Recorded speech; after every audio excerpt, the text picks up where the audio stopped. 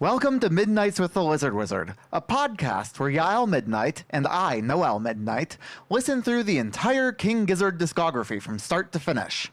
This week, we're listening to the band's second live record, but the first we've heard, live in San Francisco 16, as well as the tour film Bootleg Holiday from Hell. Theme music recorded by Beautiful Trainwreck.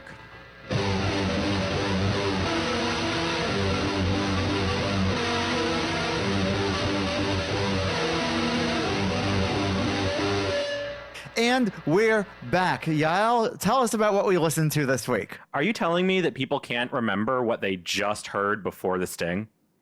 In my defense, I haven't recorded that yet and therefore have not thought about it. But we do this every other week. We do, yes. And you'd think that by now, we're, 10 episodes in now? Yeah, this will be episode number 10, which will be our 11th episode. Of course. And I would say that, we've gotten into a routine. We've figured out what we're doing. We're going somewhere. I think you've just had a morning. Haven't you had a morning? I've had a morning. I had a team meeting at work this morning that was very contentious. And, full of people who were quite angry about one specific thing. And so I've been a little bit off all day, and I'm hoping that doesn't extend into the show too much. Well, unfortunately for you, and perhaps unfortunately for you, listener, this is going to be a bit of an odd episode anyway. It is. So this is our first ever episode where we have no new music. There is, with one very brief exception that we'll get to. Yeah. There is nothing. I did not notice any new music, so I'm really curious to know what it is. There's actually two slight exceptions.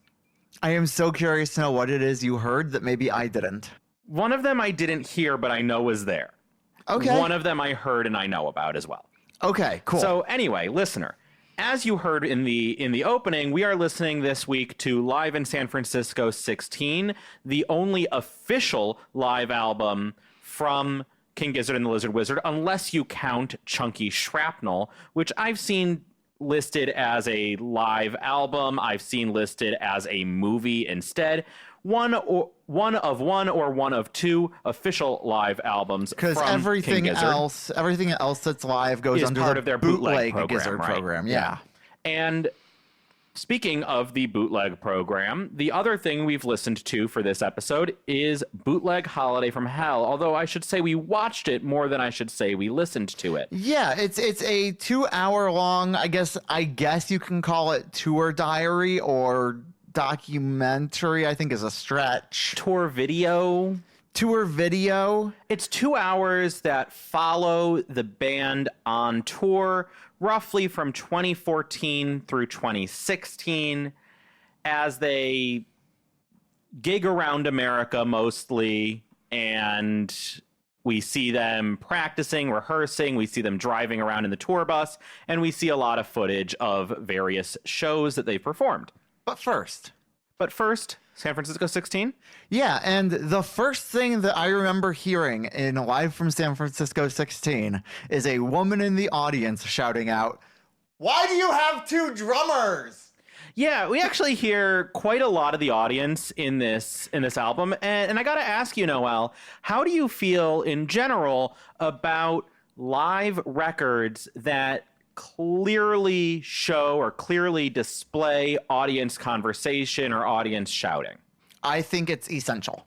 You think it's essential? You think that it's part of the live album experience, it just needs to be there? If you aren't getting the audience's shouting, you're also not getting the audience's singing along, you're not getting the audience's cheers, you're not getting the audience just participating in general. And the live experience it includes the girl screaming about a dickhead.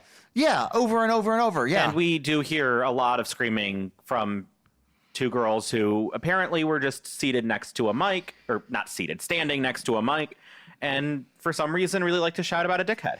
Yeah, it's not the greatest, but I'll take that over not having the audience at all. Yeah. I think with the exception of there are a couple of moments where the band itself is still playing but is a little quieter and the audience noise is perhaps overwhelming what I can hear from the band. Overall, I like hearing the crowd noise. That's very much a small club show experience, though. Yeah, it is. It absolutely is. And so Live in San Francisco 16, this was a set that the band did at the Independent in San Francisco, which is a 500 cap club venue.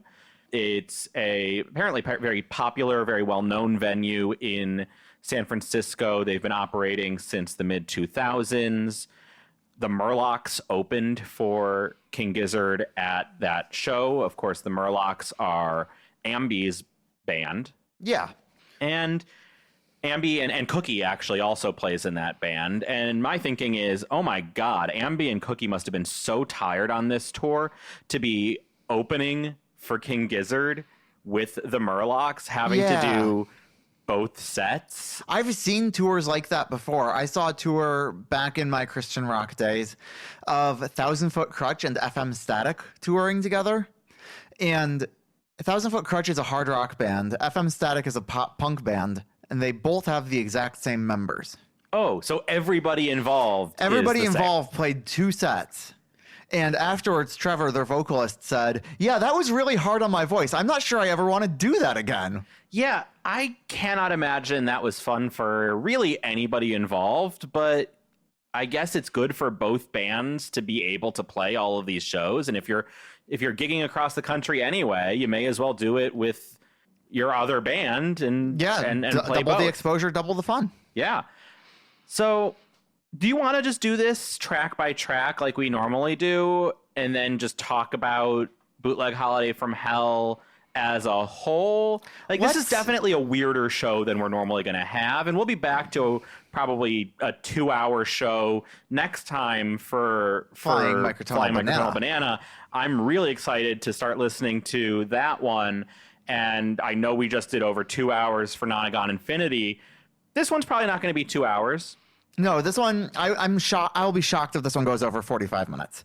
But yeah, I kind of do want to go track by track through the live album. I don't have much to say about most of the tracks, but the ones that I do have stuff to say about, I really want to say the stuff. Yeah, absolutely. So we can do that. And one of the weird things I think about going track by track through one of their live sets, whether it's from this era or potentially later on, I don't know. Obviously, I haven't heard anything that they've done after this era, is that while there's technically, I guess, 13 tracks on the listing for this album, you kind of could say it's got 1, 2, 3, 4, 5, 6 tracks, really, only. See, I was going to say that it has about 15.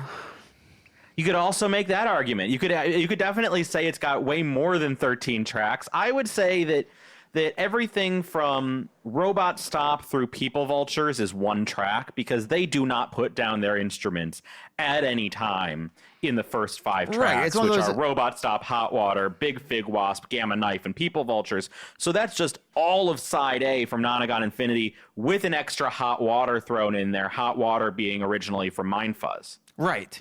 And then you get Trapdoor. And then after that, you go through the entire Mind Fuzz suite. And then you have The River, Evil Death Roll, and Head on Pill to finish it up. Which is wild, and I'll get to that when we get to that. But like, I have some thoughts about the sequencing of this live show. Yeah, say it. Oh, we'll get there when we get there. Okay, fine. Don't say it, bitch. I want to talk about Robot Stop. All right. And the first thing that I noticed as soon as the actual music came in is, well, there are 2 things I noticed. The first is that I love that the hi-hat just comes in well before anyone is ready to everybody's start just setting up, and Kaz is just sitting on the hi-hat. Nobody's saying anything. Nobody's saying, hi, hey, thanks for being here. We're just going straight in with no intro banter. But there's just at least Kavs sitting on the hi-hat for quite some time. Yeah, it's at least 45 seconds of just Kavs on the hi-hat, which is telling the audience, hey, it's time to pay attention. While everybody's tuning up. Yeah. Which is, it's a really cool choice. I really like it. It serves as that call. And then the second thing that I noticed... So you're telling me you like a call to worship. I was trying not to use that phrase. Yeah, but I'm going to make you. Yeah, I love a call to worship. The next thing I noticed after that is, holy shit, this is mixed really well. Yeah, no, it's a really good sound. And that's something we've seen across King Gizzard live sets, is they are mixed well. And I believe that's because Stu is mixing most of them. Well, is he mixing the what we hear on the live pressings? Yes. Okay. So that's not necessarily the mix that they're using in the room at the time. Oh, no, we're definitely not hearing the mix in the room. The mix in the room and the mix on the recording are always going to be wildly different because you just can't do the same right, because you have to deal with all of the room's unique traits and the fact that there's an audience there, and that's going to make everything have to be EQ'd differently than when you're in the studio and you can just do a really clean mix. These are the reasons I'm glad I married you, is so that I can learn things like this. Oh, trust me, you won't learn much from me on this episode. Yeah, so we get the hi-hats, and then all of a sudden Stu goes, Nonagon Infinity, opens the door, and everybody joins in. Both drum kits start playing more than just the hi-hat. All of the guitars, the bass go. Everybody's playing. Everybody's jamming. All the components everybody's of a band. Loud. And for the next 2 hours... It's nonstop. It's just nonstop. It's not quite nonstop, but there it's nonstop. There are a couple of moments where it gets a little bit quieter. There are a couple of moments where they actually stop. But for at least the next 30 minutes... they're going truly nonstop as they go through all of Nonagon Side A and Hot Water. Yeah, and one thing I really like is the solo for Robot Stop, because originally that was done on the Banana. It's a microtonal solo, and they didn't do that live. Stu's still playing the 12 string. So what he does is he just adapts it, and I don't know what mode he's playing in, but it still feels off kilter in the same way that the microtonal solo felt a little off kilter. And I really appreciate that. I would love to go through and like really listen to that and try and play along just to figure out what it is he's doing. Actually playing. Yeah. Because it's so interesting to me. That's maybe the single part of the set that I found the most interesting. That's really cool. Yeah, I honestly, I liked the solo. I noticed it was different. I hadn't really thought about the fact somehow that, oh, yeah, this is in place of what was microtonal before, but it absolutely is. And you know what I noticed really early on in Robot Stop? What'd you notice really early on in Robot Stop? The stage is so small for a 7-piece band. Yeah, 500 cap rooms are small. And... despite that, I've seen them on bigger stages. They don't use the extra space on the bigger stage. At least not at this point. They're saying really, what was it? You said we were watching Bonnaroo as part of Bootleg Holiday from Hell. Yeah. And they're still just really cramped into a small space. They really like being near each other. And something you see again and again throughout San Francisco 16, throughout everything we see on Bootleg Holiday from Hell, and every other live performance I've seen, is that not only are they close physically to one another, this band does not care that much about whether or not the audience is seeing the front of their body and their face. Right. Like, bass. Like Luke on bass is always turned sideways to the audience and looking at calves. Yeah, he's got like that 3/4 turn going on the entire time. And that's fine. At best for the audience, it's a well, not that it's a bad thing, but the most he's turned to the audience ever is 3/4, and most of the time he's looking. I've seen him with his back turned completely to the audience just to look at the drummer. And in fact, everybody in the audience, or everybody in the band except for Stu, looks at calves. Yeah, like that's something I really noticed. Except for Stu and Joey. Joey also looks at the audience. Through watching live in San Francisco 16 and Bootleg Holiday, something I really noticed is they're watching each other a lot. They're watching each other a lot. They are constantly trying to figure out what the next person is going to do next. Yeah, they're looking at each other a lot, but specifically, most of them are looking at calves. Right, because calves is driving the song. Ambi, and Luke are all looking at Lucas are all looking at calves, and you know who calves is looking at is Stu. Right, calves is looking very intently at Stu. Honestly, I think that if you counted how many times Cavs blinks over the course of an entire live set, it might be in single digits. Yeah, no, like it's really clear that everybody is following Cavs so that Cavs can follow Stu. Yeah, and Joey's good enough to actually not really seem to need to be looking as closely. I don't even think it's about being good enough. I think it's just that like he's got Stu in his peripheral vision the entire time. So he doesn't need to be turned to... He needs to be on that microphone too. Yeah, that's true. Eric especially is looking at Cavs. I know that we've read about, we've seen that, especially with Eric and how much he is focused on the flightless side of things, the record label side of things, that he was frequently in this era sort of playing catch up with Cavs on the drum parts. Yeah. So he's pretty clearly following Cavs, who is the leading driver of the song. Yeah, I've definitely seen written down somewhere, I don't remember where, that at this point they're basically viewing Cavs as the lead drummer and Eric as the follow drummer. Yeah, although we do see, I don't think we see it in San Francisco. I think we see it in Bootleg, that Eric is actually playing a lot of the fills. Right. So, which honestly makes sense to me. Maybe it's the inverse of what I was saying. Maybe Cavs is the rhythm guitarist and Eric is the lead guitarist who gets to take all the solos and do all the flashy stuff while the rhythm guitarist holds it down. Like, maybe that's the analogy that makes more sense. Perhaps. And the rhythm section between both kits and the bass do a lot of work holding down the fort throughout the entire San Francisco 16 performance. They don't get a chance to breathe between songs. They're constantly there making noise and tying the stuff together. And repeatedly, so that it feels like Nonagon, where it's just nonstop. Non-fucking stop. And there are frequently times where the guitarists all, take a break to tune, or Stu needs to grab his flute, and the rhythm section just keeps playing to keep the energy up, to make sure that everything is still flowing, everything is still going strong, and the audience can stay into it.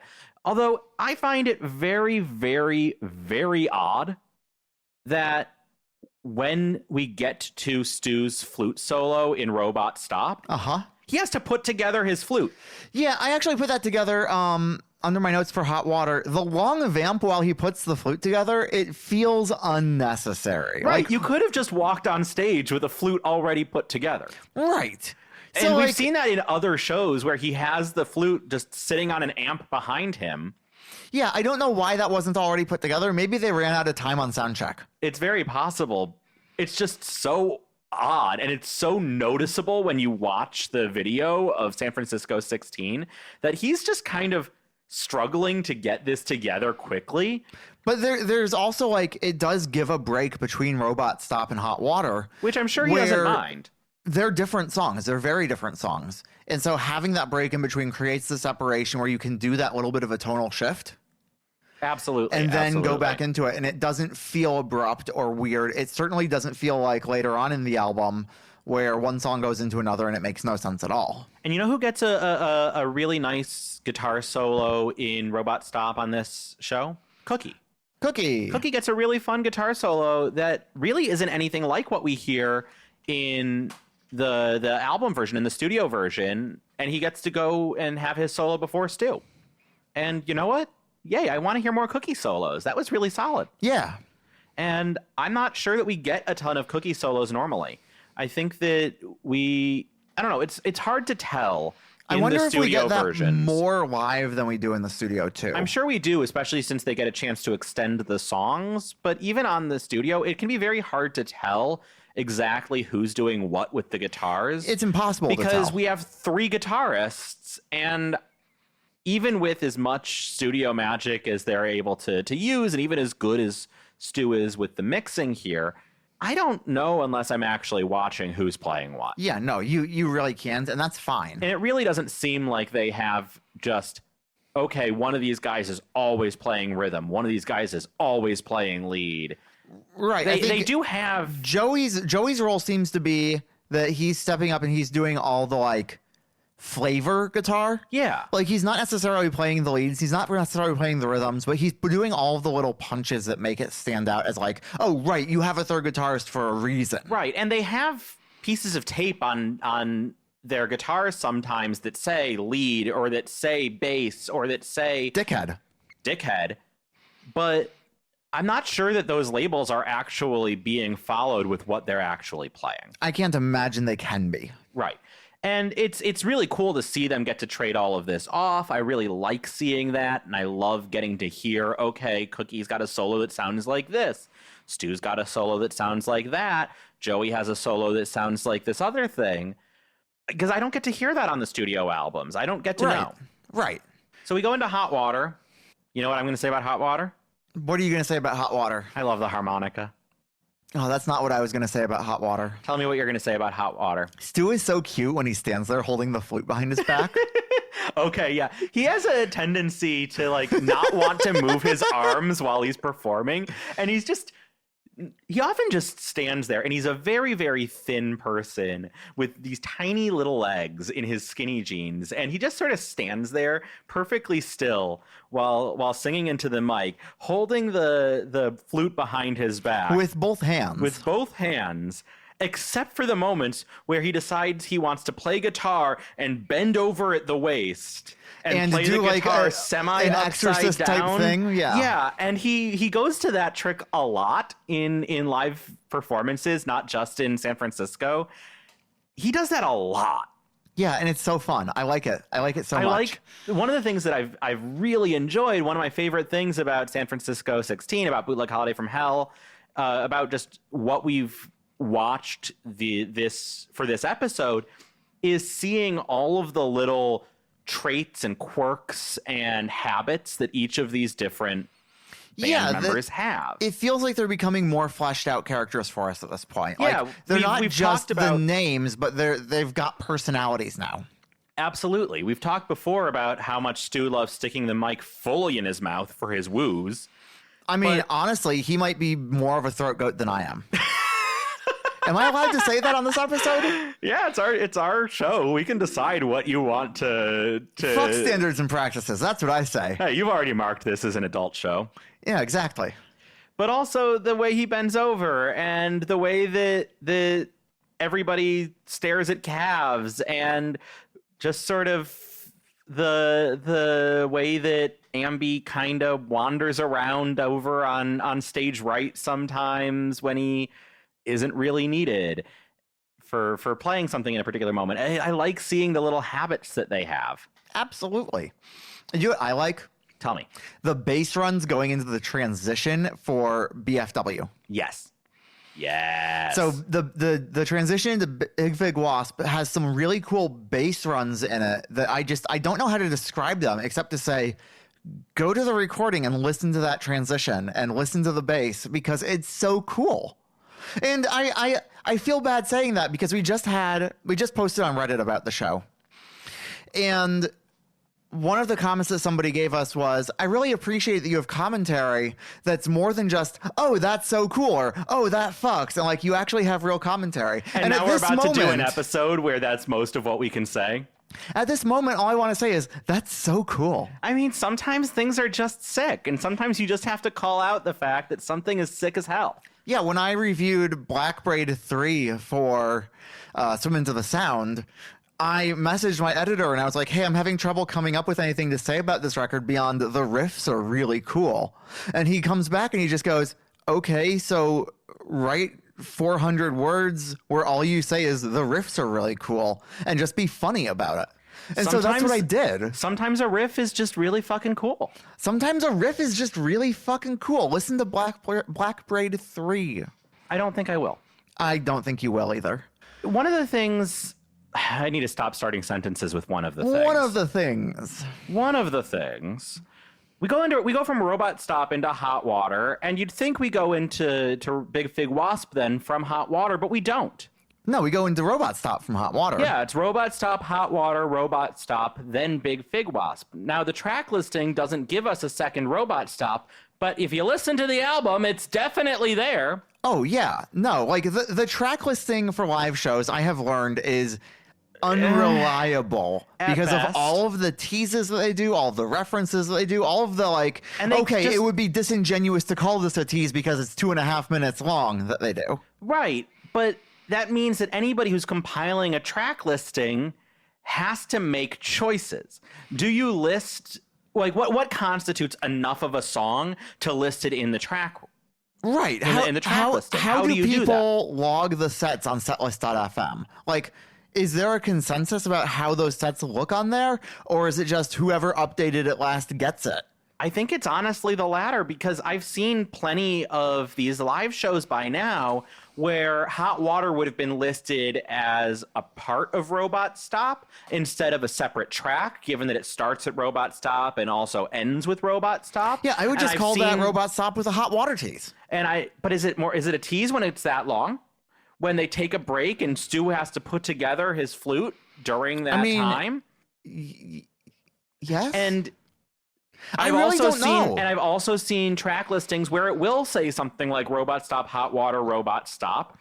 The best thing that I've seen is when it has the track name and then an arrow, and then the next track name and then an arrow, and then the next track name and then an arrow to signify these are all linked. Yeah, and we see that here, but the tracks go Robot Stop, Hot Water, Big Fig Wasp, which is not what I hear. It's not what I hear either. And I think it would be probably fairer to say it's just Robot Stop into Big Fig Wasp, or Robot Stop, Hot Water, Robot Stop, Big Fig Wasp.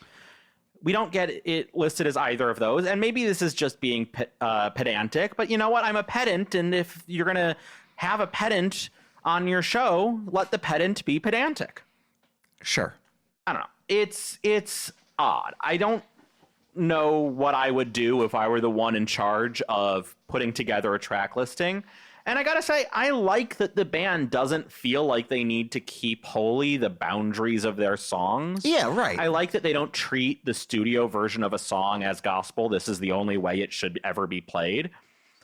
I like that they're willing to change things up. I love that they tease other songs that they have as treats for their audience. I like that they do extended portions of other songs. It's really fun. It keeps these live shows exciting, and you never really know exactly what's going to happen next, no matter how much you know the band. Yeah. You know what else keeps the live shows exciting? Tell me. Brand new solos where you're doing a wah on every single note to do this like really weird high part. They love the wah. At this At least in 2016. Era, they fucking love the wah. I just drug my Crybaby out from storage because like I've been playing guitar all my life, and I bought a wah at one point because, you know, every guitarist owns a wah. And then I basically never ever used it. And now I've got it back out because we keep recording these things, and I've realized eventually a sting is going to come where I'm going to need to wah the fuck out of it, and I need to be prepared for that. So I'm practicing with the wah again, and I'm trying to figure out how do I make it work for me. You're not practicing with the wah again. You drug it out and placed it on a pedal board. You haven't even plugged it in. Creative liberties. Creative liberties. Yeah, I'm calling you because I'm going to play it. Yeah, but I'm calling you out. You haven't practiced that yet. This is why you can't do a show with your wife. This is why you can't do a show with your wife, because your wife is going to have nothing more joyous that she can do than to step in and call you a liar on your own show. Which is how you know that so far I've been very honest with all of you. Because if I weren't, I wouldn't get away with it. No, you wouldn't have. And you're a bad liar anyway. I am a bad liar. I don't know why. I think it's because I have too much empathy. I'm not allowed to say that. I think it's because you grew up thinking that the moment you said any sort of fib, you would go straight to hell. That's true. That is true. And that probably has an impact on a person. It does seem to have an impact on you. Not to say that, you know, I'm glad that you're bad at lying, because that makes my life a lot easier. I cannot lie to save my own ass. Like, I've had many situations where, like, lying wouldn't have hurt anything at all, and it would have made everything easier for everybody, and I still just go there and I'm like, I can tell the truth. Yeah, this is when Noel tells me that he thinks my outfit is ugly. You know, it's good to know that my outfit is ugly. I don't want to go leave the home in an ugly outfit. Little white lies hurt. Little white lies hurt, but also honesty is known as being tactless, and that hurts. So I don't really know what to do. It seems like I can't win, and I'm wondering if I only feel that way because of the autism. So by the time we get to Big Fig Wasp... By the time we get to Big Fig Wasp... By the time we get to Big Fig Wasp, I'm starting to wonder a couple of things. One. Fuck you!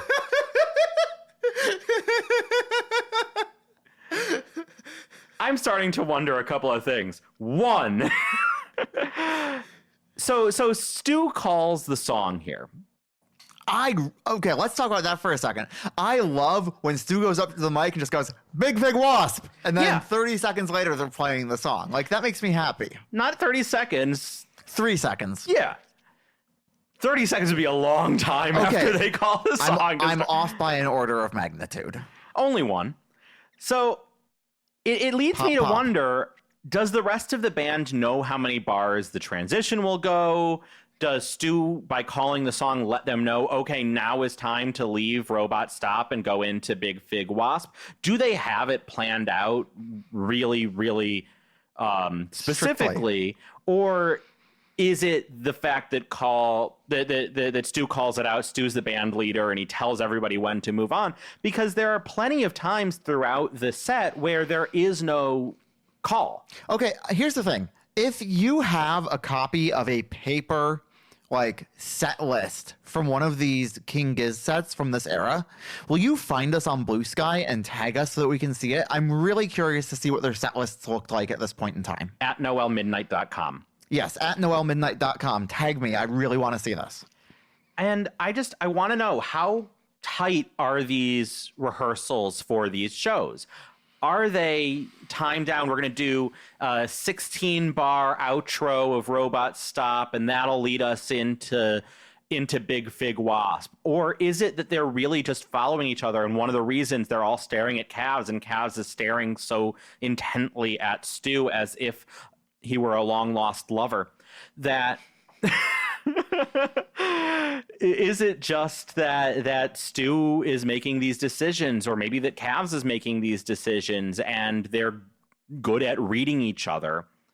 And I'm not sure. It really could go either way, because I know how much work they go into practicing, rehearsing for these shows. I know that Stu's having them in the studio for ages, and then in the practice room, in the rehearsal room for ages and ages, and they're workaholics. Yeah. So it really could be either way. And both of them require talented musicians who work together really well as a group.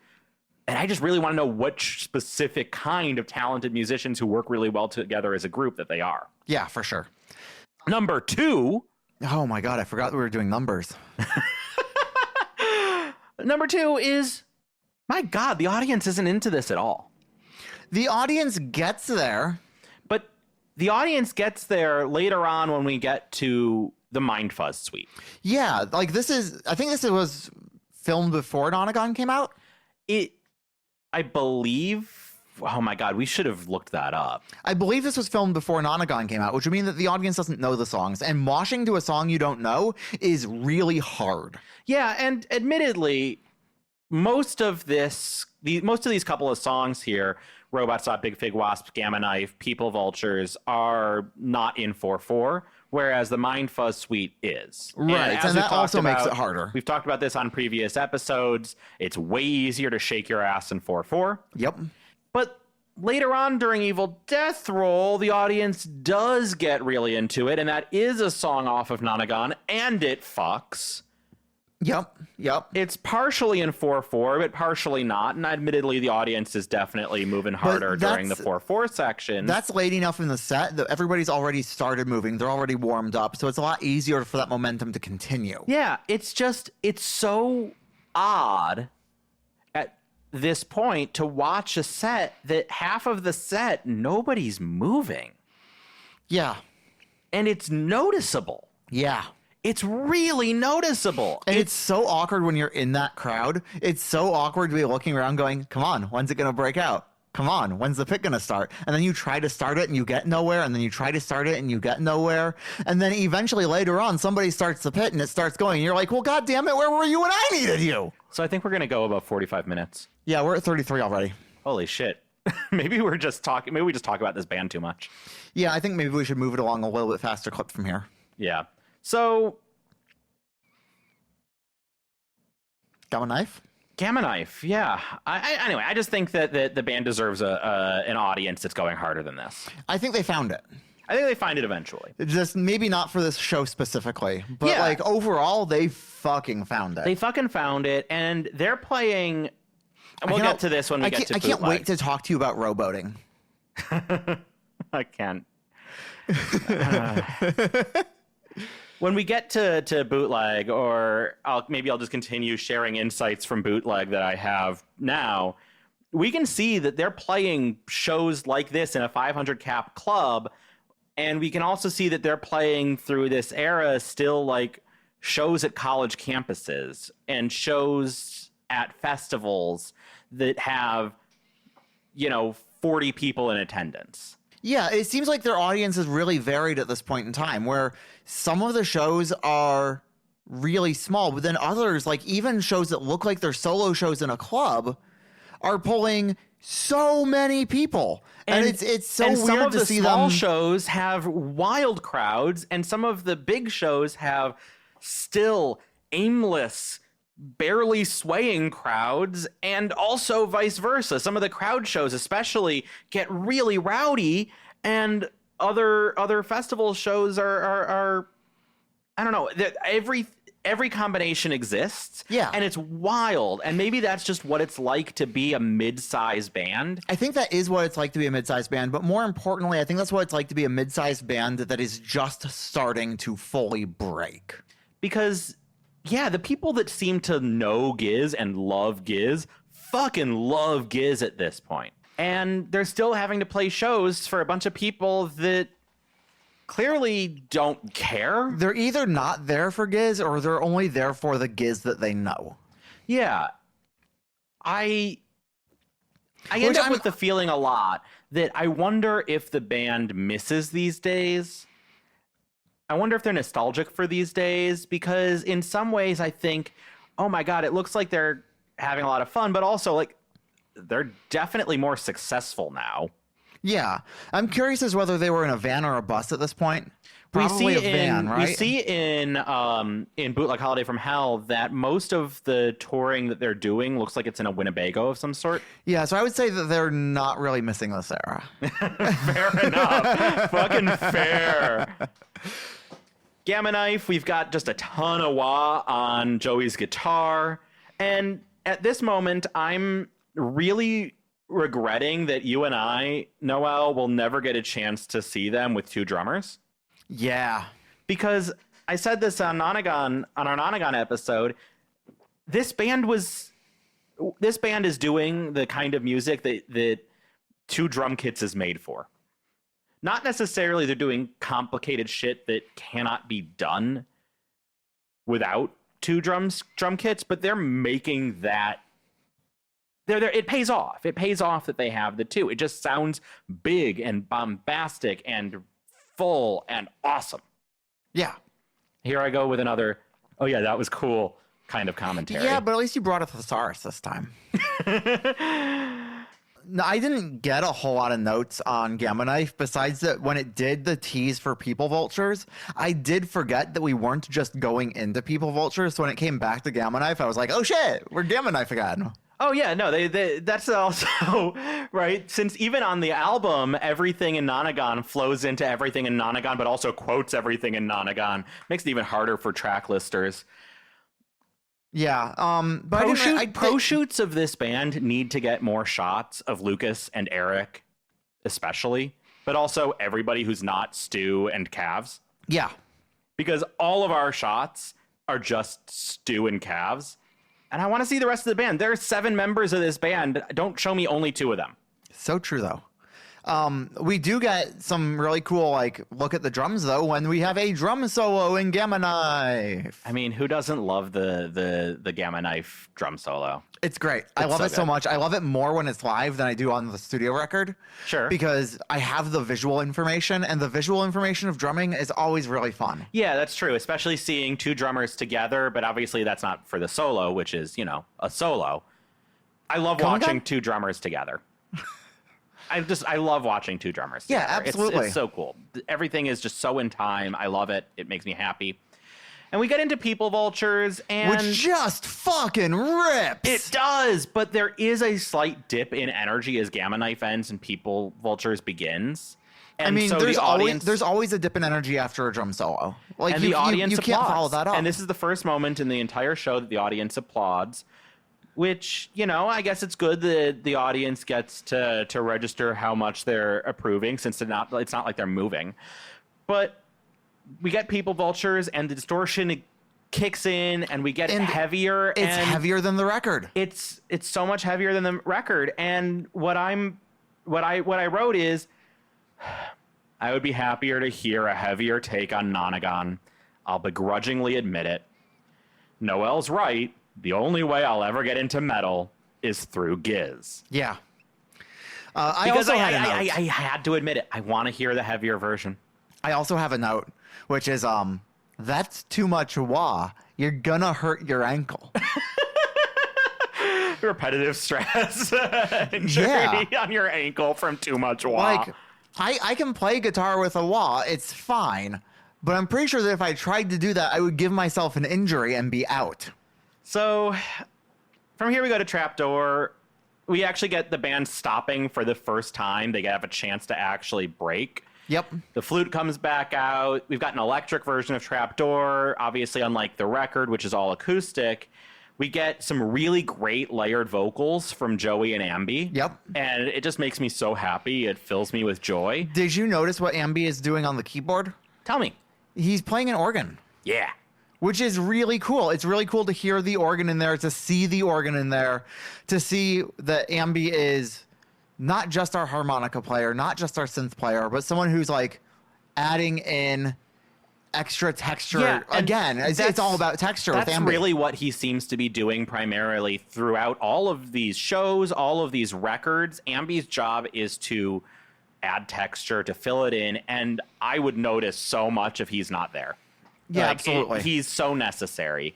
This is in a pro Ambi podcast. Yeah, we're pro Ambi. The guitar fills are just stacked with effects. This is not the paper mache version of Trapdoor at all. No, and I can't wait to hear more live versions of this. I know we get more live versions of this. I cannot wait to hear what happens when we're in like a slightly more hi-fi situation where it's like one of the modern 24 sets or whatever, where they've really dialed in how they're doing their live shows and how they're filming them and how they're presenting them. Like, that's what I want to hear. Really exciting to get there, and it'll be a while, but really looking forward to that.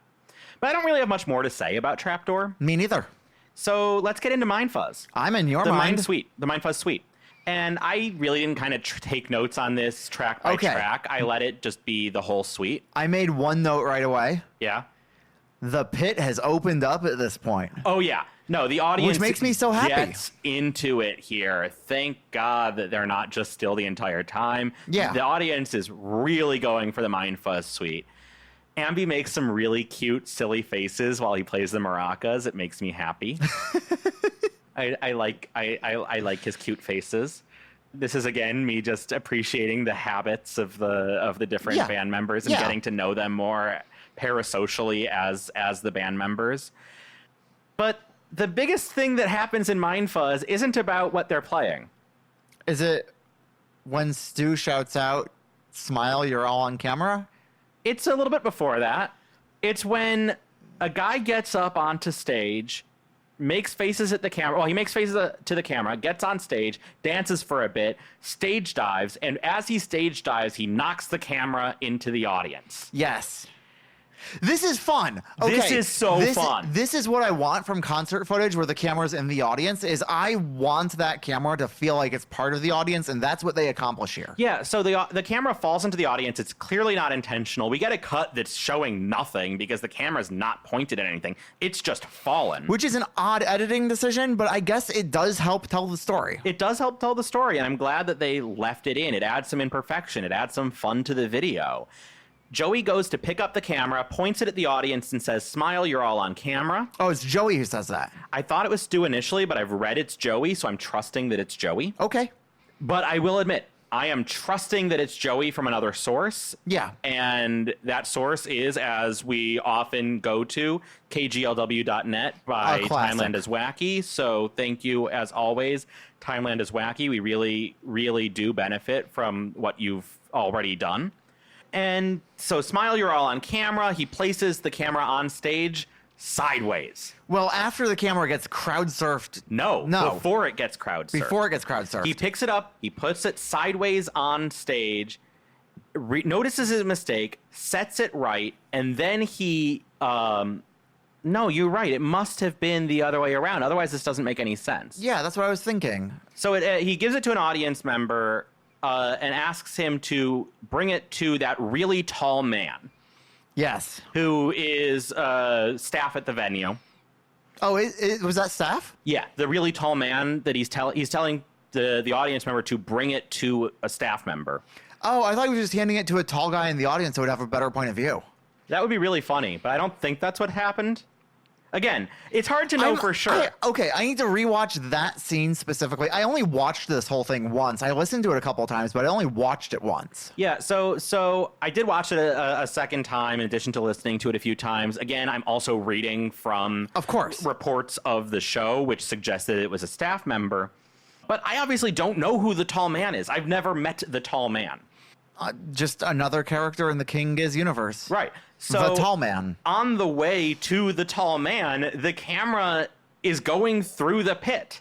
Yeah, it's great. And it's great. It's so much fun. It's chaotic as hell. And I love how much the band loves their pits. Do you know what I didn't do? What?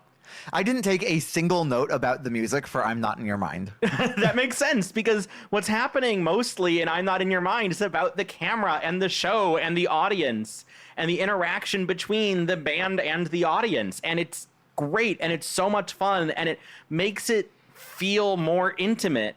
And the music's great. It's a great performance of the Mind Fuzz suite.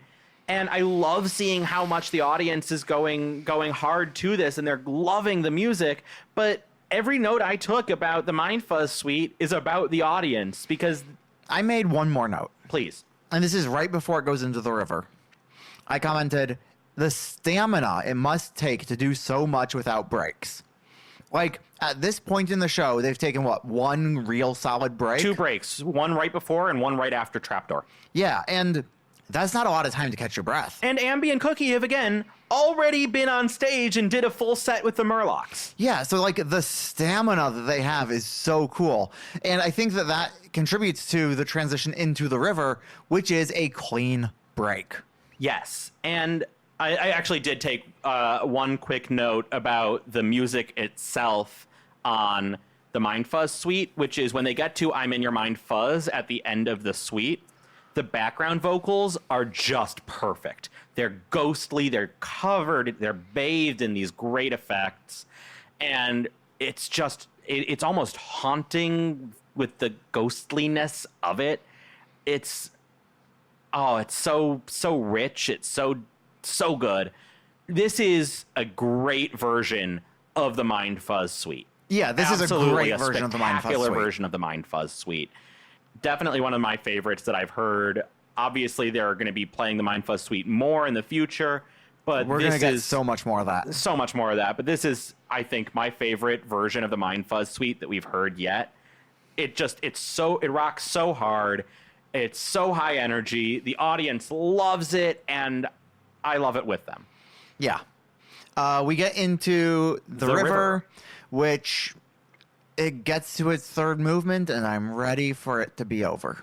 Honestly, yeah. I've seen that a lot of people on Bandcamp say that this is their favorite track on this live album, and I do not agree.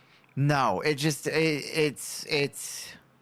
after all of the energy, you would expect this to feel like a breath of fresh air, but instead it just makes me feel like I want to go to sleep. It's a little more lethargic than everything else we've heard. Even Trapdoor felt a little bit higher energy than this. Yeah. And I was enjoying the high energy, and this is just a little bit more lethargic. And the audience also felt that it was a little bit more lethargic because they're back to kind of swaying. Yeah, but like, what else are you going to do? Admittedly, it's 5/4, and that's harder to rock out to. And it's not like you can like open up a pit to the river. Can you? Has that happened? I don't know. I'm sure it has at some point. Again, at noelmidnight.com on Bluesky, let us know. But it gets quieter, it dips in energy even from where it started, and the audience gets really loud, and they're not, singing along or cheering. They're just having conversations. Yep. And it's kind of This is the part of the night where you go back to the bar and you get your drink. Yeah, and I don't know. It's not my favorite version of the river. And they give you 15 minutes to get your drink. And I love the river. It's a great song. It's a great song. This is not the best part of the set. No. I don't have much more to say about it because honestly, it's not for me. The next thing I have to say, though, is that I don't understand the next transition. I don't agree with the sequencing. I don't agree with the order. I think it is weird. I think it is even mildly off-putting. Going from the river straight into Evil Death Roll is whiplash. Because now we have just instant high energy and the pit instantly reforms. And we're back to just that super up-tempo, loud, distorted. We've got just fun. I like this Evil Death Roll, but it is kind of whiplash. I think you're right. Yeah, I like it. I like that they kept Impossible Face in it. I like that they kept the album chorus in it. It's a solid performance of Evil Death Roll, and there's not much else to say. Yeah, and he specifically calls the tune Invisible Face, which I found odd. We were talking about calling the tune back for Big Fig Wasp, and he calls it again here, which is odd because Invisible Face is already quoted in Evil Death Roll. So are you actually, like, in their mind, are they transitioning to Invisible Face and then transitioning back into Evil Death Roll? Or are they just, is he calling that section of Evil Death Roll? Is it like calling, okay, now time for the B section? Yeah. I know that nobody cares and that this isn't important, but it matters to me. I want to know how they think about organizing these songs. I don't think you can let it matter to you. No, I want to get in their head. That way lies madness. Yeah, but I'm already mad. I'm already on... Well, okay, I'm actually currently off of meds, but I already have so many mental disorders. I'm already mad. Fair. I just want to know what's going on in their heads. I want to get inside the heads of the band, and this is how I do it, is I think about structure, song structure, and the way that they perform on stage and communicate with each other. I don't think that's too crazy. No. But let's talk about Head on Pill. Yeah, I'm fine with that. I'm actually surprised by Head on Pill. Yeah? Tell me why. Because I thought it would feel stale and old.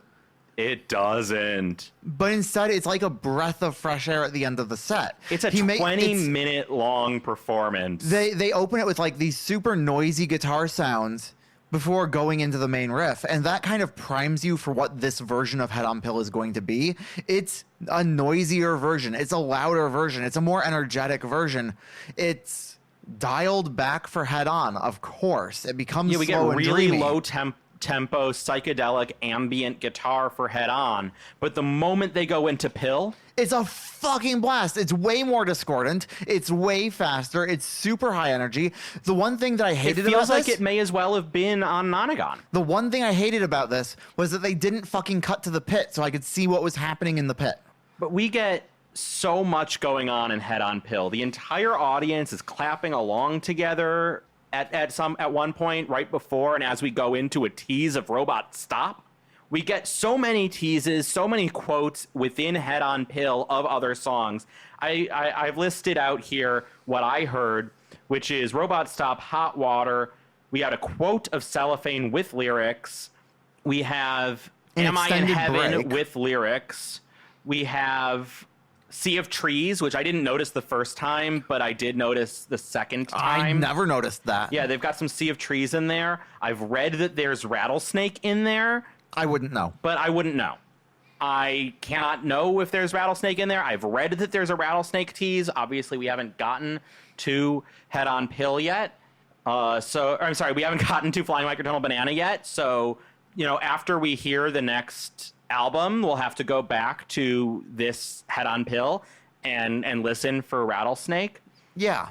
But I love getting this sea, this river of continual quotes and teases. Yeah, it so feels like a grand fun. finale. And it is a grand finale. It's so grand. If there's one word you can use to describe it, it is in fact grand. I like that in the middle of the song they do a like right after the Rattlesnake tease, they fade out. And it feels like it's going to end the song, and it's a proper fade out. Right after the Rattlesnake tease? I believe that was where it was. Okay, yeah. I was going to say, how do you know? They do this fade out to nothing. Well, it was the only thing that felt like a constructed song that I don't know. Fair enough. They fade out to nothing, almost nothing, where it's just the bass and drums playing quietly. And you hear some of the audience call out for Mr. Beat.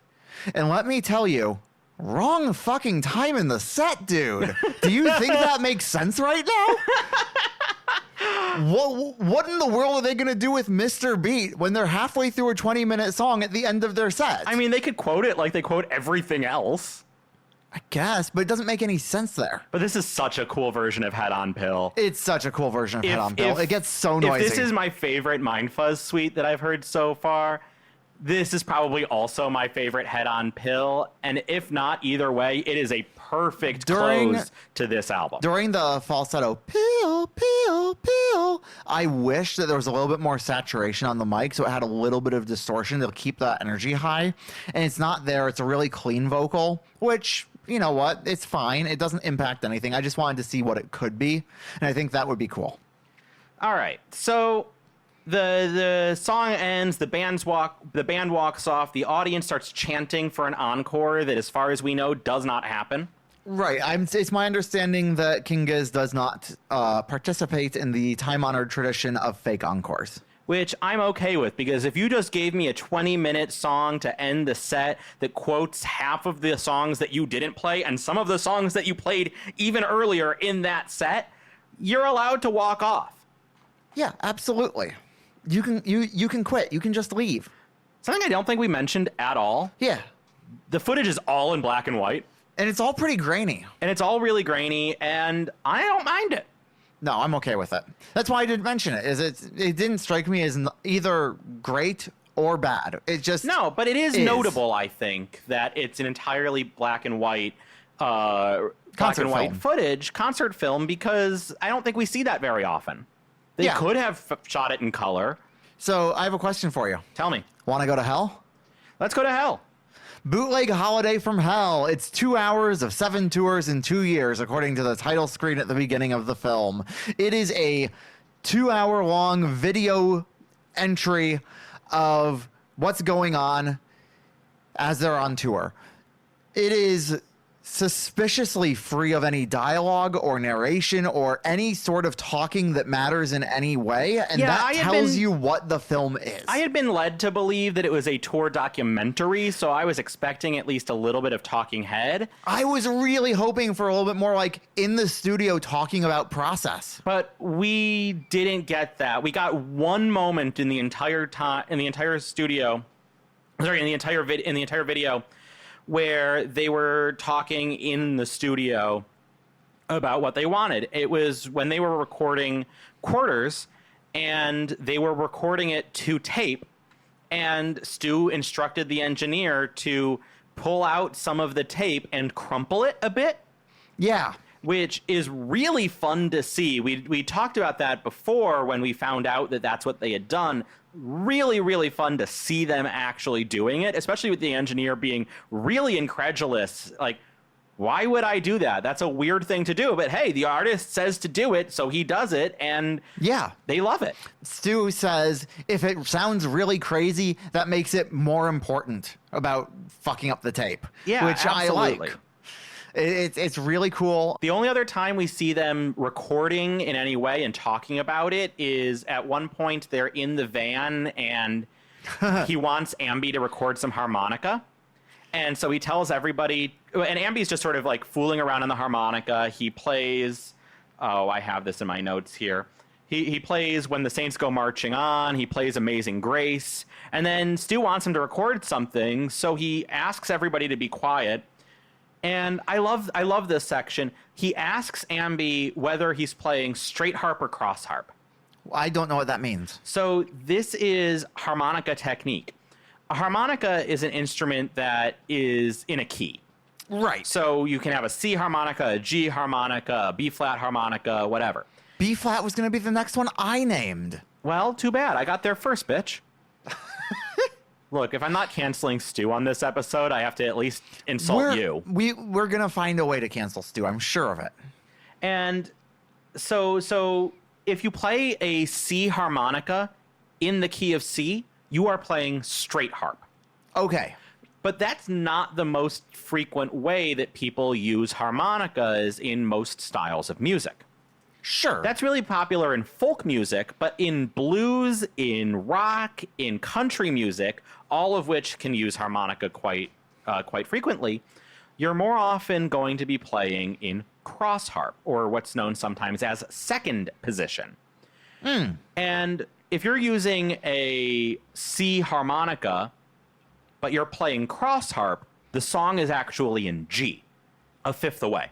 Okay, I was just doing that mental math. Gotta know your circle of fifths, babe. I don't know my circle of fifths. Father Charlie goes down and ends battle. Father Charlie goes down and ends battle. Yeah, F, C, Father Charlie goes down G, and ends battle.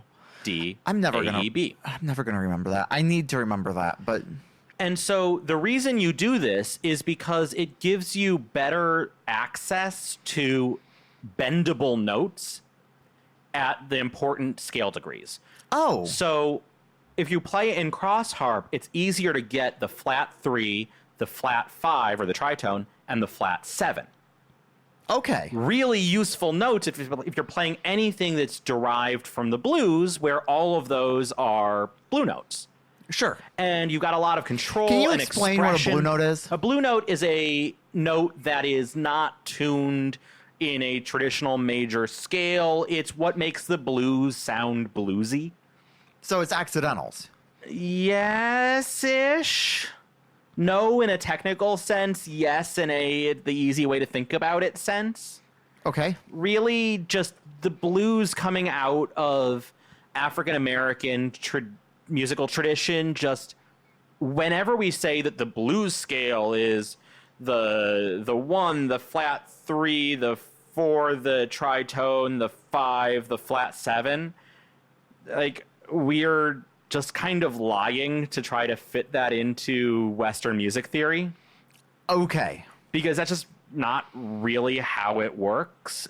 The blue notes tend to be relative to where they would normally sit in a traditional major scale in Western music, a little bit flatter. Okay. But the blues plays that flat third over a major chord. And so you would normally think, right? Because in the blues, you're playing major chords. You're playing dominant chords, 1, 3, 5, flat 7.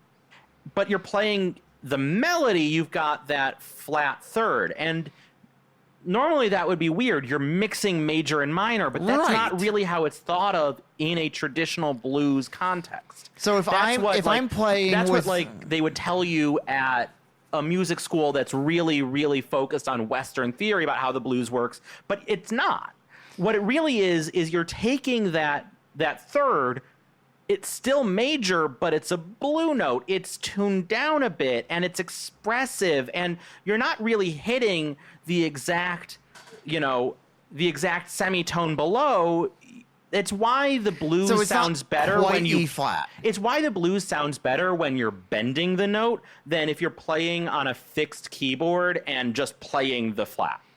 Okay. It's why it sounds better if you have that expressive control, if you can use a pitch wheel or a bend of your guitar, because you want to have that control and that expression. Okay. And that's what bending a note on a harmonica does as well. It gives you that control and that expressiveness that you wouldn't be able to get if you're just playing the 12 notes of the Western scale. And Gotcha. so cross harp is generally going to be bluesier. It's going to be more commonly used in rock because rock derives from the blues and from African American music traditions.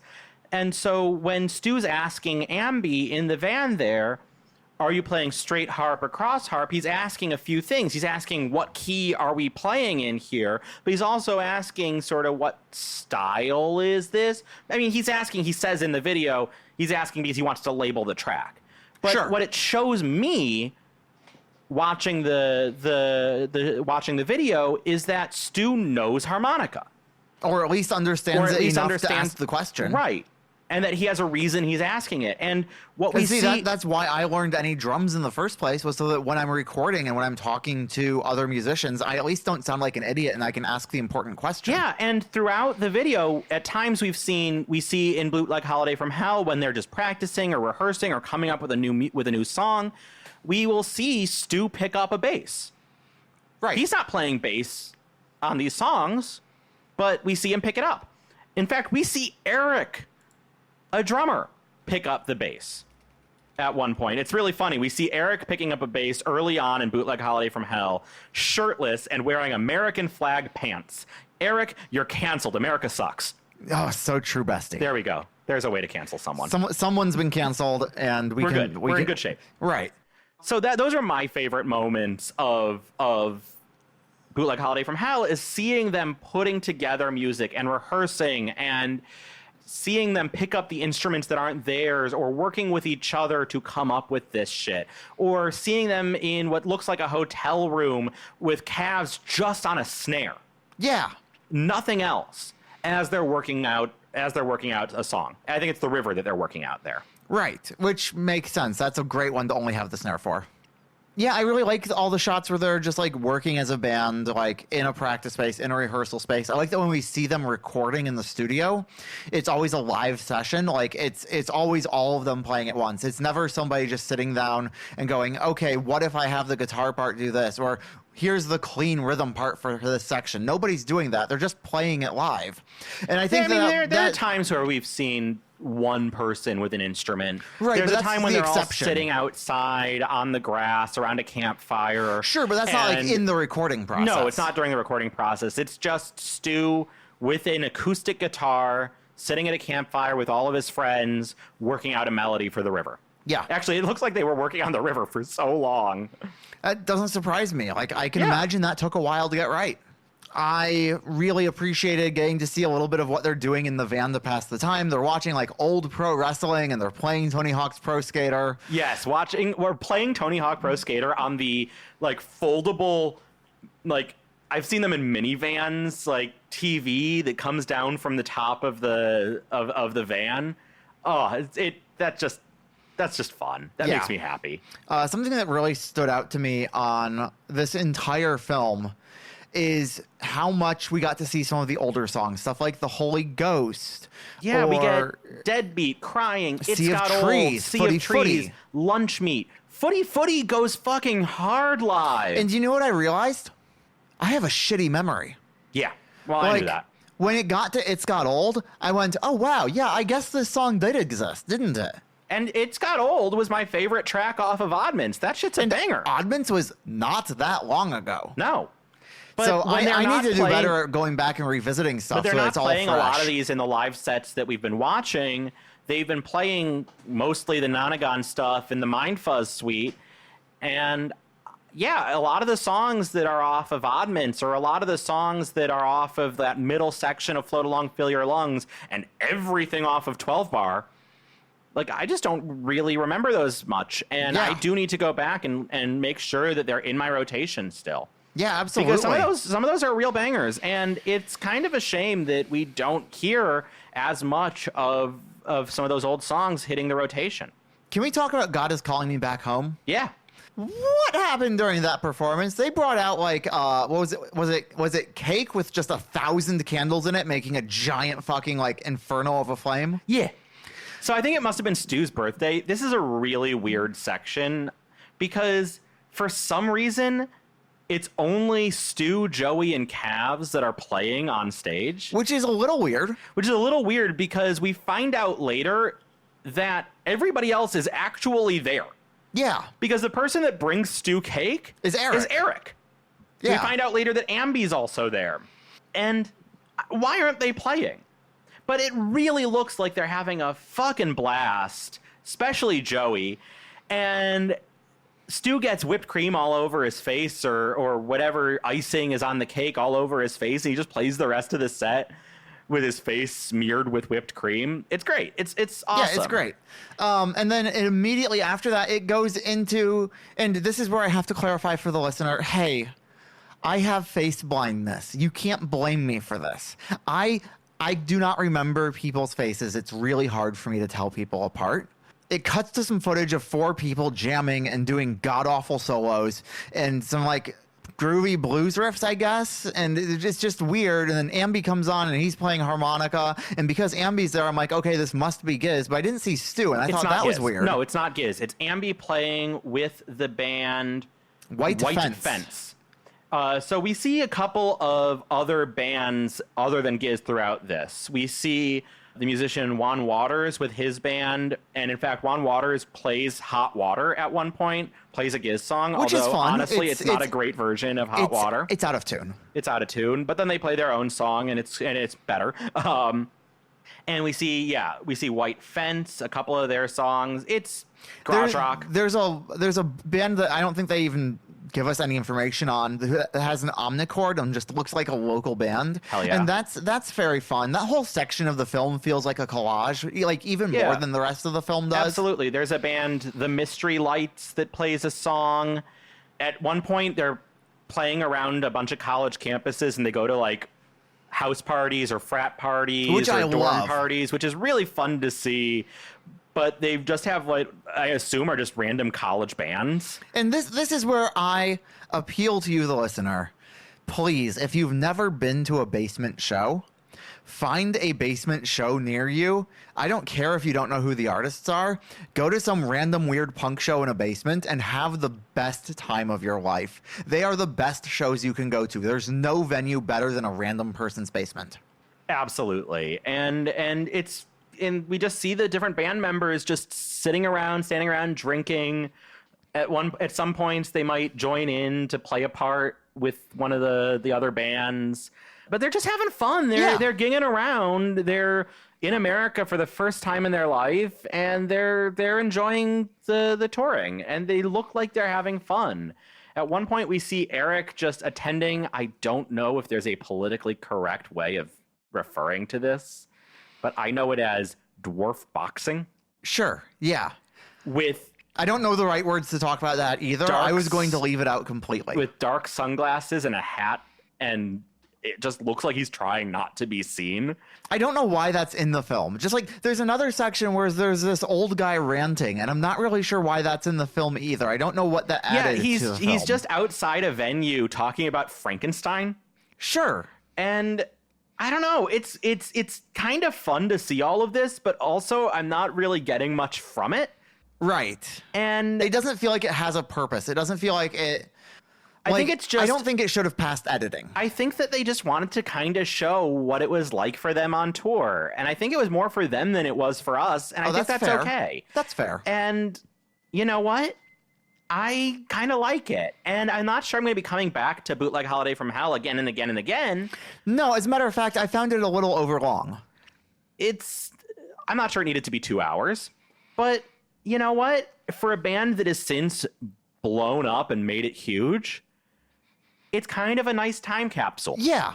And very little of the footage looks like it's remotely professionally shot. Oh, yeah. It's all phone footage or like really early GoPro or really early like handheld camera. I really wonder, is it footage that they found, or is it they had Jason Galea or some other friend of the band in the audience deliberately shooting it? It's my understanding that Galea shot most of this. Okay. So then they just have Galea in the audience with a hand cam, and it's not great footage, but it also kind of adds to the vibe of this is a band that really has not yet made it, or is in the process of being about to make it, and they're playing the grubby shows, and they're putting in the work, and they're finding a way to have fun doing it, and they're putting in the hours in rehearsal and recording and in the studio, and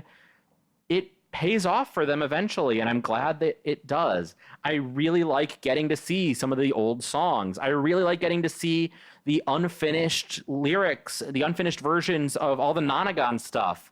See, that did nothing for me, and I don't know why. I enjoy it. I'm not coming back to it. I'm looking forward to the demo records, but hearing it in this context, like, I can't hear the placeholder lyrics. That's true. It isn't easy to hear what they're saying, what they're singing, but it is enough to notice that it's different. And I like that they're playing stuff that's not complete, I guess, is where it is. Sure. Okay. Yeah. It does make me wonder, how much are they touring this stuff before they hit the studio? Like, right, because we've seen them, because the video is definitely chronological. It's at least mostly chronological. It's at least mostly chronological. The early stuff in the video is 2014. The latest stuff is 2016. It goes roughly in order. Yeah, and about the hour mark, we start doing Robot Stop. Right, and so we kind of see how long they were working on The River. We kind of see how long they were working on Nonagon, and I love it. It makes it really interesting to see what it takes to develop these songs from first principles all the way to the finished version we hear on the studio. Yeah. And at no point do I ever go, oh, this one version is a really cool time capsule into an early state of the song. It's more about the whole process. Yeah. Something I noticed about this whole video is that I maybe only once or twice in the entire 2 hours did I see a computer. Yeah, absolutely. Like in the practice spaces, nothing. In the studios, nothing. They are playing very analog here. Yeah, they're playing very analog, and as far as I can tell, they're not terminally online like we are. It seems like the computer that they're using is Jason's computer so that they can do projections. Yeah, and at the end of the video, the very last thing we see is Jason Galea's login screen to his Windows computer. So that's fun. There was a section probably about halfway through the video where we get to see Stu playing God Is in the Rhythm using a looper. And that's the only indication I've seen so far that any of them have ever played with a looper. But he just lays down the rhythm line for God Is in the Rhythm and then solos over it. Yeah. And I've never seen that from this band before. That was really cool. Let's give Stu a DL4 and see what happens. I don't have that much more to say. I've got a couple of things, though. Yeah, same. There's a point, it makes me very happy, where Stu reaches his mouth around the mic in order to scream a woo, as he's wont to do. And then he doesn't even scream a woo.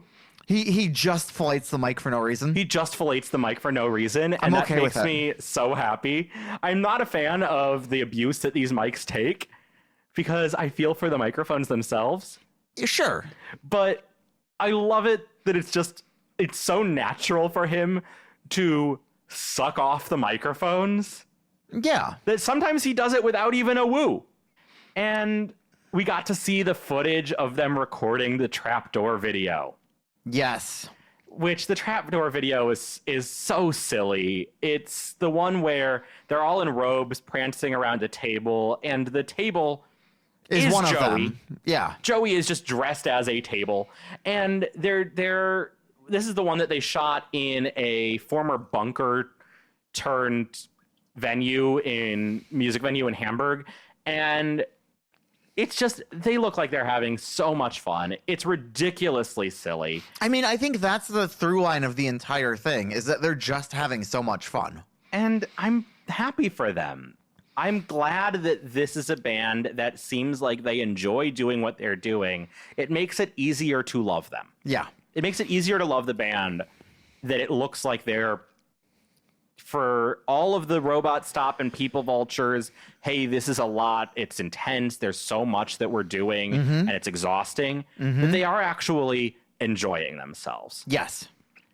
And I think that's so important. And then towards the end of the video, we do get footage. I was reading YouTube comments as I was watching to help me make some sense of what it was I was seeing. Yeah. And I noticed that we get some footage of a song from Sketches of Brunswick East. Okay. And I thought that was really cool. Yeah, I didn't notice that. I, of course, didn't recognize it, but a YouTube comment flagged it, and so I noticed and I paid attention. So that was really cool. We got to see that little preview of what's coming forward. Yeah, and right at the very first thing we hear in the entire video is them jamming in a little wooden house rehearsal space or something.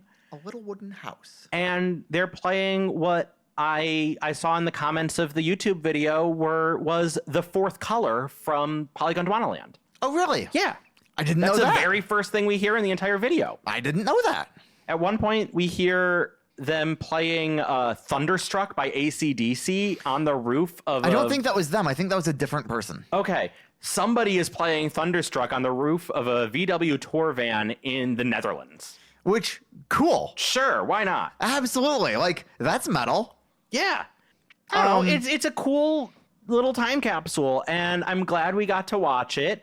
I don't think I'll be returning to it much. No, but like... But if you've never checked it out, like, and you're a big Giz fan, You'll get a lot out of yeah, it. it's fun. If you're not a big Giz fan, wait until you are. Yeah. But also, why are you listening to this show? Because they're trying to become a big Giz fan the same way that we are trying to become big Giz fans. That makes sense. Or you're just one of the Big people Giz that we know, fan. or you're just one of the people that we know in real life, and we finally goaded you into listening to this thing that we're pouring our hearts into. So, Exactly. Thank you. So let's talk about next week. Actually, no. Let's talk about what we've been listening to this week. Yeah. So what I've been listening to this week is a band called Mandrake Handshake. Yes. So they put out their first LP February of 2025, so about a year ago. And I had not heard of them until Wednesday when Noelle says to me, have you heard of this band, Mandrake Handshake? They released a KEXP video on Wednesday, which we heard on Wednesday. Yep. And they are about an 8-ish piece band from Oxford in England. Their size varies from like 6 or 7 to like 10 to 12. They clearly do not have like a solid every single show they're the same people lineup, but they are a big band. Yeah. And they play music that they call flowerkraut. Sure. Flowerkraut is a combination of krautrock, art pop, psychedelia. It kind of reminds me, if I had to compare it to Giz, of Quarters. Sure. Especially The River. There's a song that really gives Rivers vibes on their LP. Yeah, there and is. on this KEXP video.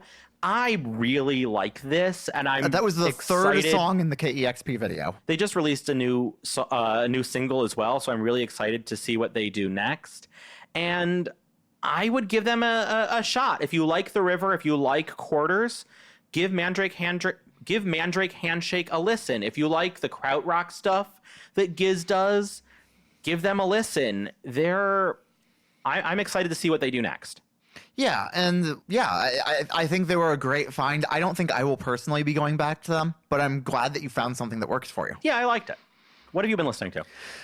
Myself, along with the rest of Beautiful Trainwreck, we've been listening to Deloused in the Crematorium by the Mars Volta. Now, I've long been aware of the Mars Volta, and I'm aware of At the Drive-In, who is a lot of the same people just prior to the Mars Volta.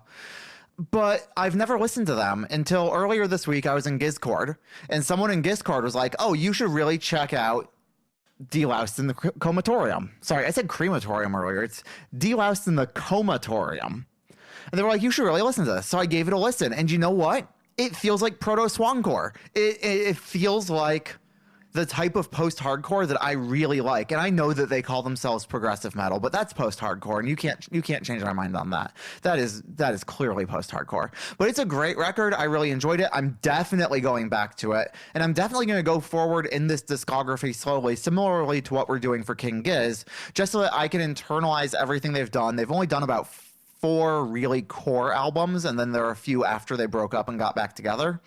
But there are 4 that are really considered their core albums. Deloused is the first one, and I'm excited to hear the rest. Yeah, I think you kind of hit on something that I've noticed as I've been listening to other new to me music lately, which is that it doesn't feel like I can get any sense of whether I like anything anymore, because now that I know what it's like to do the really deep dive on every album, Right. I just every single listen feels so incomplete. It feels like I don't have any sense of anything anymore if I'm not listening to an album on repeat for 2 straight weeks. I feel like I need to be sitting there taking notes in order to appreciate the intricacies. Like, I don't notice the intricacies the same way if I'm not taking notes. And so I feel like that's something I have to do going forward, is as I find new stuff, I need to carve out time to dedicatedly listen to it with a keyboard in front of myself. Right, and I don't have time to listen to every piece of music that I want to listen to as in-depth as we're doing Giz. But it would be so nice because you do get so much more out of it. Right. So I think I may have just fucked up my music listening life from now on.